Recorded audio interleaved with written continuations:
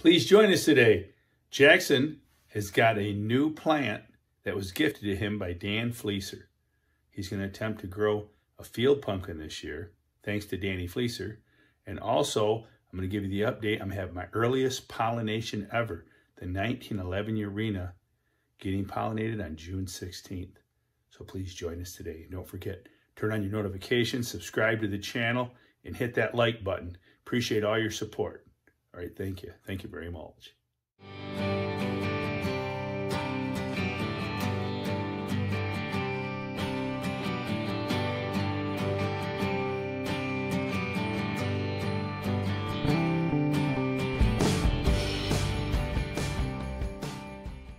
All right, we're at the community garden at the Mitchell farm. Jackson has signed a contract to have a plot, his own little plot, and he is going to grow. What are you growing, Jackson? Tell us. A field pumpkin. 174. 174. McKinnon from Canada. And it was, pick it up and show it to him. Pick it up here and show it to us. This actually was gifted to him by Dan Fleeser, our good buddy. Brought it over and inspired us to try to tackle his state record. Go ahead and dump that whole bag. That's dairy do, veggie do. I need the hole a little bit bigger. No, just dump the whole bag. Just listen to me. Dump the whole bag in that pile. Listen to Grandpa. Just dump it. Just dump it out there. And then you're going to turn it over with the shovel. This is what we're going to plant it in. We're going to plant it in the Veggie Do 301. All right. I apologize for this little breeze today. We finally got some rain, much needed rain. But along with that comes Cloud-mageddon. You don't want to get too much Cloud-mageddon in Michigan. It'll steal your sun. It was barely even rain. No, we got rain last night and tonight. Okay, go ahead, Jackson. Take your shovel and mix all that stuff in with the top of the soil. Now, don't get too wild. Mix it in with the dirt. I want to mix it like half and half. All right, you work it away for a minute, and then we'll get to the next step. All right, Jackson, we got the hole prepared. We've mixed the Veggie Do 301 about half and half with the soil. And then what you want to do is we got the magic dust. That's mycorrhiza. There's also mycorrhiza in the Veggie 301, but we like to add a little bit more just because we go to extremes. This is extreme gardening. Jackson, you can tell the experienced hands there, backfilling. Thank you, Danny Fleeser. We're excited. Right, Jack? Yep. All right, what's your goal? How many pounds? The state record's 146 pounds. What's your goal, 147? Now, don't go too far. Don't step over there on my sunflowers. This is my community garden over here. My sunflowers, cucumbers, muskmelons. 270. 270? The world record's 211 pounds. You're going to shatter it?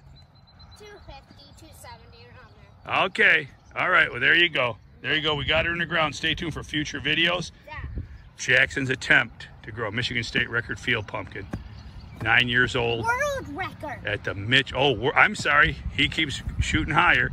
World record at the Mitchell Community Garden in Holly, Michigan. I want to thank you to Glenn Mitchell and his wife Candy for letting us have the community garden, and for all the community growers. Some of them are using the Veggie Do 301. They're trying it out. I know they're going to love the results. We forgot wind protection. We've got the dog crate because there are critters out here. So we got to keep the rabbits off it, but you got to give it wind protection. Right, put it straight up and down. Just stick it in there like that and stick another one the other way. But on the other side? Yeah, kind of like crisscross applesauce. No. This? Like. No, just go like this, Jack, like this. Hold on. You just want to stop it from spinning around in a windstorm. Okay, in a windstorm, it's going to spin around. So you want to put a couple sticks in there, something for it to catch on. Kind of like that'll work. I'm going for so the wind just doesn't twist it around. 270. There you go. 270 is the goal. Jack shoots high. Right, Jack? Shoot. Probably only gonna get like 100 pounds. Shoot high or stay on the porch. All right, that's Jack's theory. All right, keep them growing. All right, Bubba has a big surprise for you. It's June 16th, And my pumpkin opened up early. Here's the 1911 Urena, mother of the 2,528 pound Geddes, Steve Geddes from the East Coast, North American record pumpkin a couple years back. Beautiful plant. I'm in the Bubba Doo compound at the Mitchell Farm in Holly, Michigan. And here we are. I'm going to show you my pollination methods. Now, we all have different methods. You don't have to do it my way. You can choose somebody else's way or come up with your own way. But there's one thing I can tell you. It's about temperature. Right now, we're at about 65 degrees. The flower is not fully open. And I can tell you for a fact, it will be fully opened at around 70 to 72 degrees is the optimum time. You can confirm that with Joe Altz from St. Croix Growers. He's our science guru, and he will tell you that it's true. It's true, Bubba, because some of the Southerners will say, Mark, I pollinate them down here at 104. Well, okay, maybe you do down there, but in the north, I think that plants are acclimated to different conditions at different regions. So there you go. But what we're going to do here today is, because I have to go to work, I'm not the plumber, I'm the plumber's son. I'll plug the hole till the plumber comes. I got a little plumbing job to go do. So because of that, we are going to go ahead and we're going to do a little early on pollinating. We're taking the male flower. For every grain of pollen on this male flower, it will create a seed. So I like to do lots of foreplay, lots of getting that pollen all around. And what I'm going to do, because she's not fully open, is I'm going to leave the pistil. I'm going to leave the little pistil in the flower.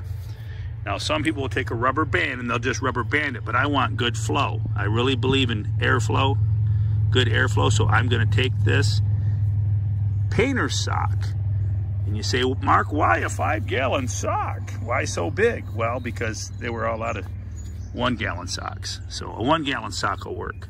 But I like this because what this is going to do, I will tie this off with a rubber band. I'll do it before I leave so the bees can't contaminate. Well, actually, that's probably good enough right there. It's tucked in. I'll set a rock on it, and so it can't open up. You don't want no Mr. Hercules bee to come by and open it up. And there you go. What we got now is airflow. So as that flower tries to open up more, and it will, and I'm going to fluff this out so it can freely open. I'll fluff this out. The air will actually let some more of that pollen go to that flower. So there you go. I have my curve, and I'm going to curve this more. In the heat, I'll come back later today, and I'm going to curve this tighter. I want more of a curve and draw it back. I've cut my plank. My plank, the other half's over there. I cut it off with a Sawzall last night and positioned this. There's your curve. There's your S-curve. Some call it an S-curve, curve in the vine. So the pumpkin, as it grows forward, it will straighten out the vine. And I want to show you one thing real quick while we're doing this, talking about flow, airflow.